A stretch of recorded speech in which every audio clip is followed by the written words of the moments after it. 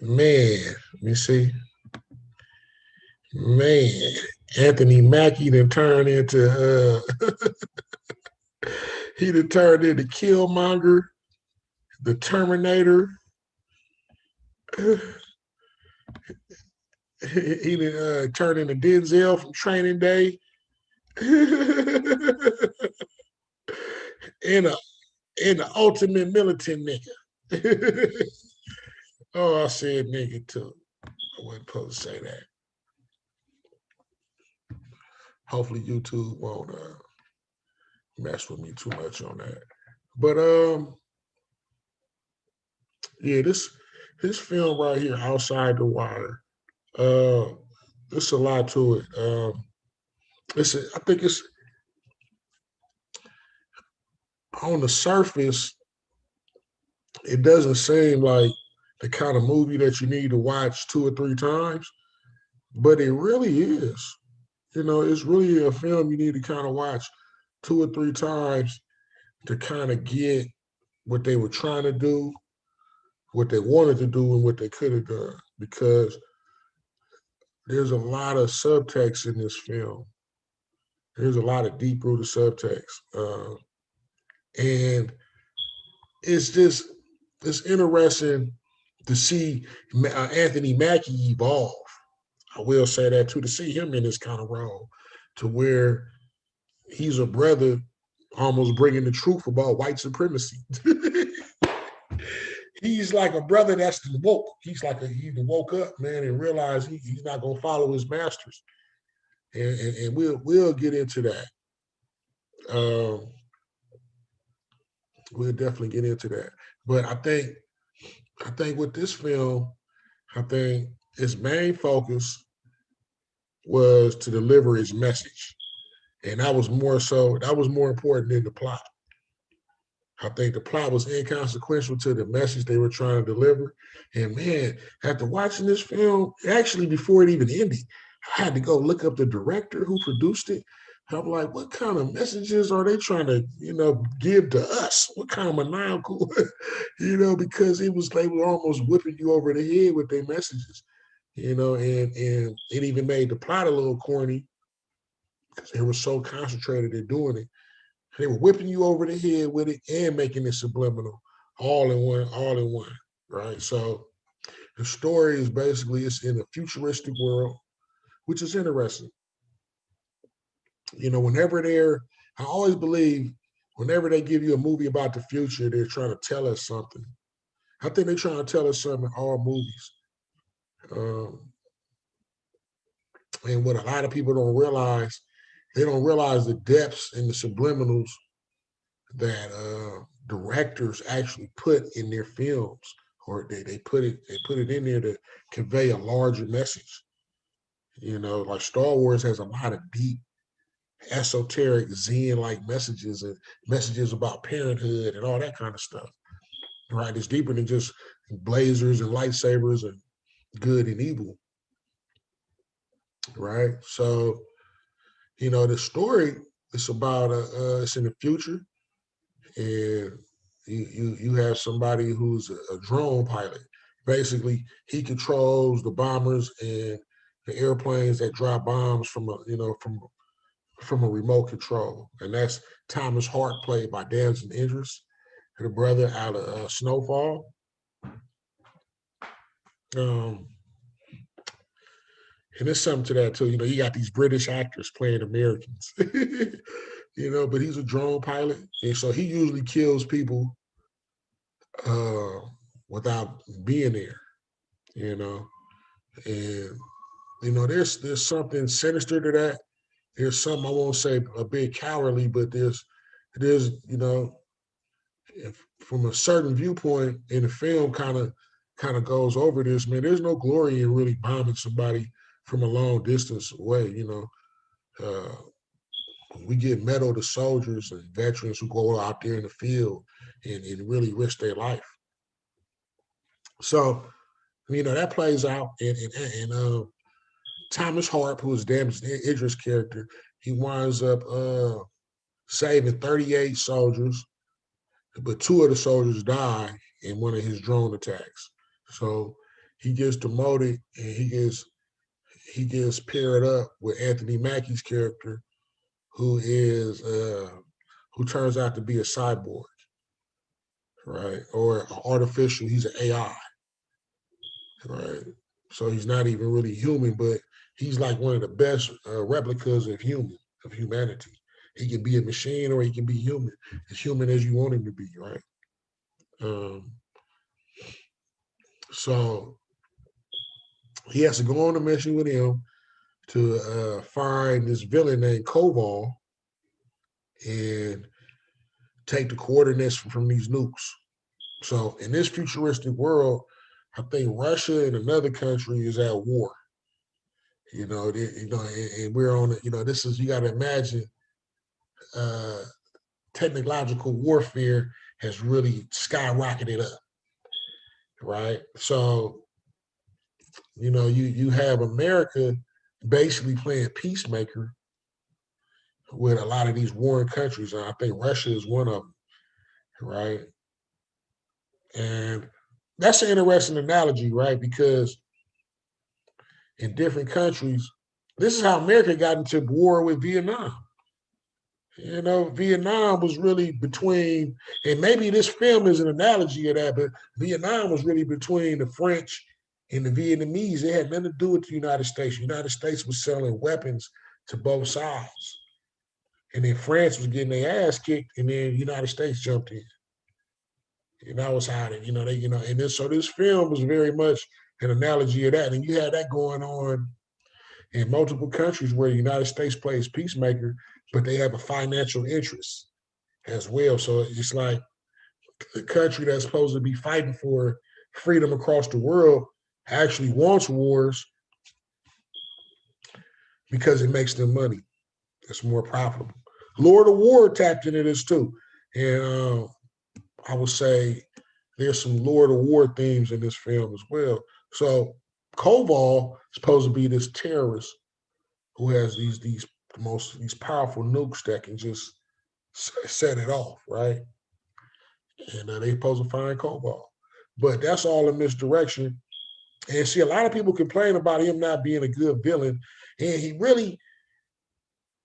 wasn't the villain. As far as the message, the music, the movie he was trying to make, he was like a puppet villain. What winds up happening is Leo, who was an AI, but he's not a robot, as far as his mind, he can think and act on his own and determine what's right. He really determines that the United States is the villain and that they're causing these wars because it's profitable for them.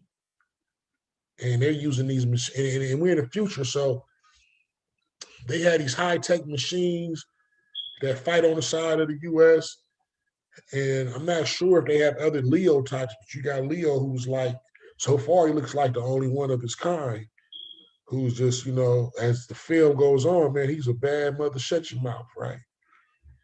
Right, so he also wants to destroy the machines too, right? So, spoiler alert. So I didn't tell y'all in the beginning, but it's spoilers. I'm gonna have to put it in the title. But comes to find out, Leo's the real villain, or who is the villain is the United States. Right. This is the paradox that the film is trying to put the mind in. You're like, Koval is just he's a throwaway villain, and that's why he got killed real easy. That's why there's actually a lot more depth with Koval if you go back and watch the film, because I've been watching a lot of film reviews on it, and some of them go in depth to show where Koval, his presence is really throughout a lot of the film. But he's still a throwaway villain. I'm not even sure if there was a villain. The villain was like an analogy. And that was what the intention of the film was. It wasn't to really have the story was in the real life world concepts that it was trying to convey. Right? And Leo, it's a trip. Dams in, they both characters represent polarities of our consciousness, right? Leo represents like the truth. And there's a constant conversation in the film about the truth and what is the truth, right? That comes up a lot. So Leo represents the truth, right? He's like the oracle of the story. And a lot of times when you see films with AI, artificial intelligences, they use them as the oracle, right? So the film is more invested in his world life, you know. So Damson Idris, he's the part of our. I forgot to tell you before I move, you know. But Damson Idris is he's a part of our consciousness that questions, that has doubt.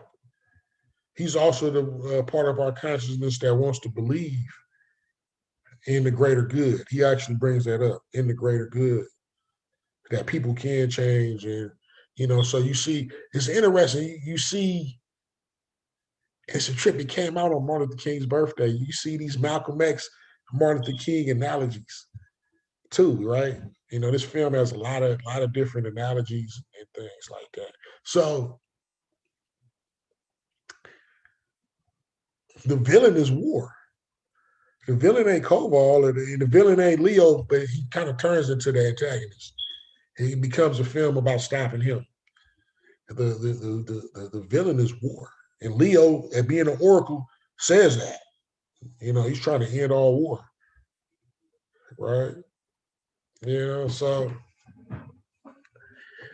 that's that's the surface of the film, right? That's the surface of what the film is about, right? This analogy on war, and the thing about it is that story wise and franchise wise, this could have been something, but I think this was like a throwaway film that they wanted to do well, that they were invested in having a message. They weren't invested in creating the ultimate movie or a trilogy. You could just see that because there were a lot of different places they could have went with this. Another thing is that this could have been a new Terminator type story, right? Like Leo, like Anthony Mackie's character, he's like a new Terminator prototype. I'm looking at he's like a new Terminator. This is the direction they should go. With Terminator, this is the direction they should go, kind of, right? Uh, we don't know if there's any more like his kind. You know, I think they could have added that. They could have changed the narrative up, not necessarily make him the villain, but make somebody else, make another android like him the villain. And you got these other machines that are real machines, and they, you know, and he can even battle them. That's how skilled he is, right? He's a very organic type of AI. So and then you have these schemes between countries and things like that. In the world building of what's going on in this universe, this could have been like a trilogy or its own. This could have been something, but I don't think it was intended to. I mean, the two leading characters, played by Damson Idris and Anthony Mackie, uh, they got shows to do. They're going, you know, he's going to do. This was like a test drive for Winter Soldier. And he's going to be the star of that. Captain America, Winter Soldier. He's the new Captain America, right? Damson Idris got Snowfall. So I don't think they really had intentions of really just making this into something, but it could have been though. The concepts in this film are more creative than what they've been doing with the Terminator and a lot of different films, man. Um, and then you know, there's other parts to cover. I want to say, Center, anytime. Another thing to look at with this film, you got two black leads. You know, a slightly older one and a younger one, and you don't really see that combination too often. You know, we had two black leads with Bad Boys. Usually they pair one off with a white boy, and you know we don't really see that. Like it'd be similar to if we had Lawrence Tate playing in Training Day instead of along with Denzel Washington instead of Ethan Hawke, right? It'd be like that. You know, you had that kind of dynamic. Like you only see these type of things And maybe war movies when you see black characters pairing off with each other. You don't really see it too often. So I think that made this kind of unique. Um, and looking at it from a story aspect, you can feel like they missed their mark, but they were really in it. They were really more invested in getting off these world views. So that said, Thomas Hart, Damson Idris character, his actions and his behavior makes more sense in the messages they were trying to convey than it does to the story. To the story, the character was kind of lame. It's like, but to what they were trying to do, we fit it perfect. He fit it perfect with Anthony Mackie's character. Uh, and then, so you have that. But then another thing too is I like to see Anthony Mackie's growth. He actually is groomed. He's been groomed to be a leading action hero. I thought that was intriguing. I mean, I first seen it in Altered Carbon. I thought he carried that series well. And then it was like, whoa, it was like a light bulb came on in my head. Like, the brother didn't really do too bad as Falcon. He was getting prepped to be a leading man. He got a trip. He's been around. He's been the sidekick and a good sidekick too. He's more than kind of than just a sidekick, but he's been a sidekick in a lot of those Avengers movies. So he's had a lot of preparation and learning what it takes to be an action leading man, and he can do it. He has it, man. And I ain't gonna lie, I wasn't big on Anthony Mackie before these last two films. I kind of overlooked uh, his role in the Avengers movies. I kind of overlooked it, but looking back, he did well in that. He did real good. So, I like to see people improve. I like to see people improve, man. Especially black people. I like to root for my people. I wasn't a fan of Anthony Mackie, but looking at it, I'm like, whoa. So another thing that was like almost humorous, but it added to it was humorous because they got Anthony Mackie doing this, right? Like, cause I ain't gonna lie, he usually plays like kind of like the Uncle Tom type of a character, in my opinion. Right, but that was Thomas Hart. That's why his name is Tom. Thomas Hart was the Tom. He was Uncle Tom. Anthony Mackie was the liberated one, right? And they were like beating you over the head with this, They really played off the black thing, right? Uh, it's just like Planet of the Apes. It was like a blatant. It was a blatant analogy to blacks in America. Hey, anybody can see that, but there's a lot of other elements in Planet of the Apes, right? A lot of other subtext, but it was an analogy to black people in America. This film was that, Anthony Mackie's character being black in the machine. They were correlating that to him being black in America and actually being used as a weapon for America, right? You know, being used to do America's bidding. And the film even alludes to it. When he said, why do you think they made me look like the way I look? Why do you think they made me black? He was like, because I'm used to calm people down. I'm used to influence people. And as I said in my Martin Luther King discussion, they realized black people have influence. We've been being used. You got a trip. He's a product that was made and made it to a machine and made him black. If you listen to like a lot of like old teachings, Nation of Islam, they tell you how, the black man in America is the product of the white man. He's a product of the American machine. We don't operate for our own interests. All our talents are used for their interests. And this film was kind of through Leo. Leo was tired of being used for their interests, or he figured it out. It was an ill scene where he tricks Thomas Hart into uh, disabling the human's ability to command him. He took out a certain device out of his back and the back represents, uh, the Kundalini. The spine represents the Kundalini energy, connects to the brain, right? A lot of signals go to the brain from the back. So he takes out this device, which gives Anthony Mackie the ability to make decisions on his own and not listen to them, right? And there was a scene where it says he relinquished his ability to follow human authority.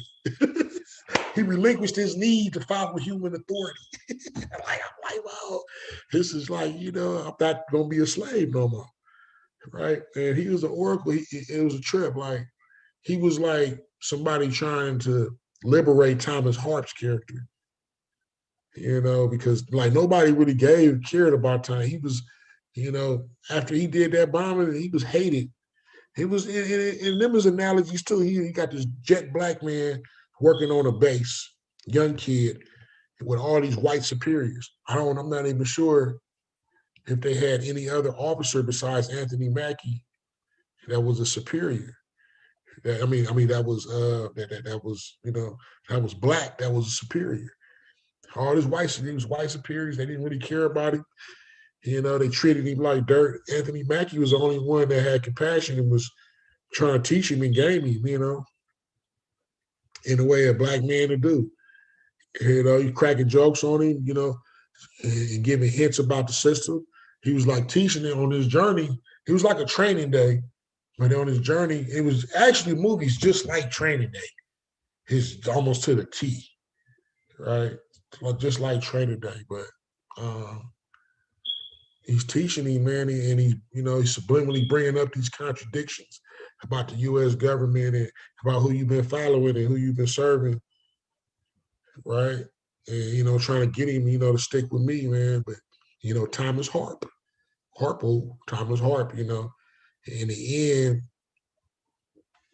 in the end, he goes to go protect his government, which is the American government, because Leo's trying to launch these nukes to bomb who he feels is the real threat.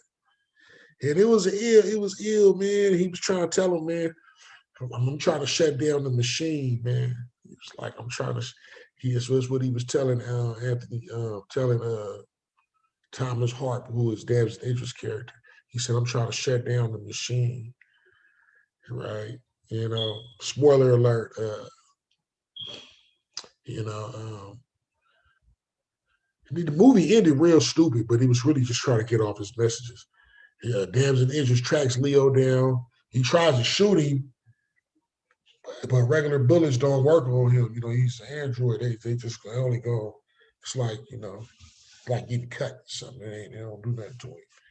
And he's setting the coordinates. But they have a certain gun that does do damage. So Damson Idris winds up getting that gun and puts a bunch of holes in him. And as he's dying, he was telling me, I'm here to shut down the machine, man. This has got to stop. I'm the face of war, an endless war. This all got to stop. And he was like, man.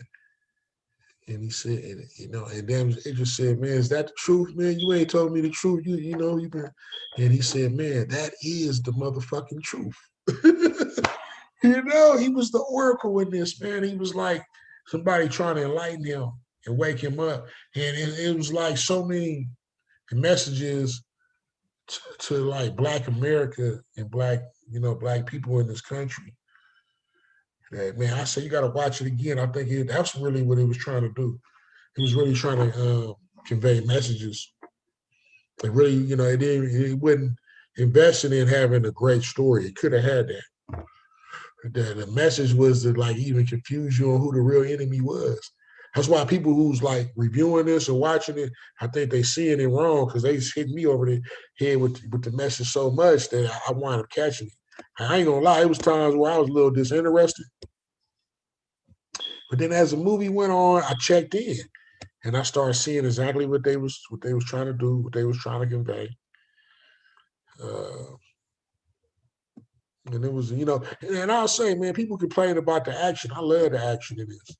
I think some of the shooting scenes were a little, some of, but as far as the fighting scenes, man, Anthony Mackie was a badass in this. I enjoyed them, man. He was true to form. You know, when I look at these kind of films, I wonder how they're gonna make the action when you got black stars and black leads, because sometimes they like to put a damper on the film. They don't like to see us looking this dynamic. I mean, one of my complaints with Black Panther, even though I loved it, is we really didn't get to see Chadwick get down too much in the suit or out of the suit. You know, they made the women's martial arts look more defining. You know, and I'm like, this is the Black Panther. Like, we really didn't get to, see him really just, we saw they wet our beak. You know what I'm saying? They fried the chicken and let us have a piece of it and didn't give us no more. You know what I'm saying? That's what they did. So outside the wire, starring Anthony Mackie, Damson Idris. Check it out. If you a movie decoder, oh yeah, before I go, like I said, man, you know, black people may be more of the future than what people realize. Black people may be more of the future than what people realize. Africa is going to be the center of technology one day. It might not be in my lifetime, but it's going there. All them resources. The movie could have been in Africa. All them resources there. The technology is going to need that. It's going to need them resources to power itself up. All them diamonds and all that. All that. Africa got unlimited energy, and the world is running out of energy. It's running out of oil. Africa, super fun sites. What a super fun site is a place where you can develop. Like they have land to develop and build. So Africa is going to be the center of the world again. And so, showing you a futuristic black man as a cyborg, it's like, what are they trying to tell us about the future? Where it's going and the awakening of the black man. We in this woke era. Black people are slowly waking up. The internet is a part of that. And you have Anthony Mackie playing AI. Right. So all of that, these are all these things I look at. So check it out, man. It's on Netflix. Outside the Wire, starring Anthony Mackie, Damson Idris. And if you a movie buff, you might not want to. You might only want to watch it once. If you're a movie decoder, you definitely want to watch this 2 or 3 times. Like people like KT, the arts degree in them, and other people, man, because the real story is in the real world issues that they were throwing subliminals at. With that, it's the Millen. We out of the building. Peace.